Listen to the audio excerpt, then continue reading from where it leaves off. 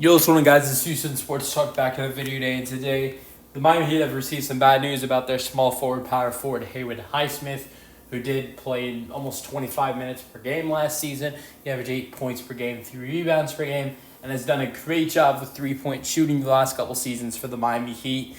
A little bit over 38% this year. The season before that, the 23-24 season, was nearly 40% from three. So a good three-point shooter, solid scorer, and the last couple of seasons his minutes have just continued to grow. And if I had to bet, I would say maybe his minutes could grow this year again as well. As his minutes took a boost from the 23-24 season to the 24-25 season, his minutes went up by 4. So maybe those minutes could go up a little bit again going into the 2025-26 season, but there is a potential chance the start of his season could be in jeopardy. He's going to miss 8 to 10 weeks because of a knee surgery, and this could put him out till the beginning of the regular season. We will see. 10 weeks from now would be October 17th. The NBA season begins on October 22nd. Now, that doesn't put him out until the beginning of the regular season, but that would cost him from missing the entire training camp and preseason. When you spend an entire NBA offseason away from, I wouldn't say basketball, because who knows, he could be playing basketball throughout the offseason, but not a lot of basketball when you're recovering from knee surgery, and then you've got the offseason. In fact, you need a training camp and a preseason to get some work in. So I think it'd be hard for someone who's coming back from the offseason, but not just an offseason, but an offseason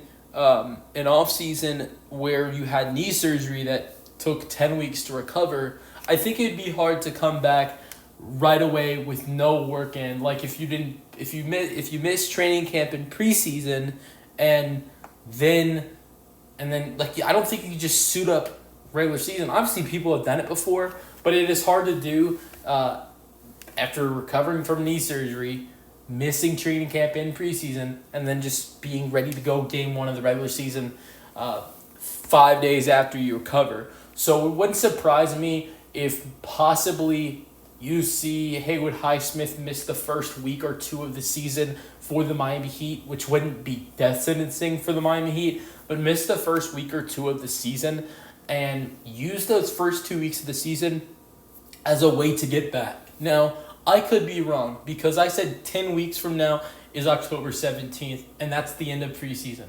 Now, this is an 8 to 10 week injury, so at the best, he could be recovered in 8 weeks, and that's October 3rd. He gets to be a part of most of training camp, or a good part of training camp, maybe you could say half of training camp, and almost all of the preseason. So that is the upside of this, is that maybe if he can come back early, if he can recover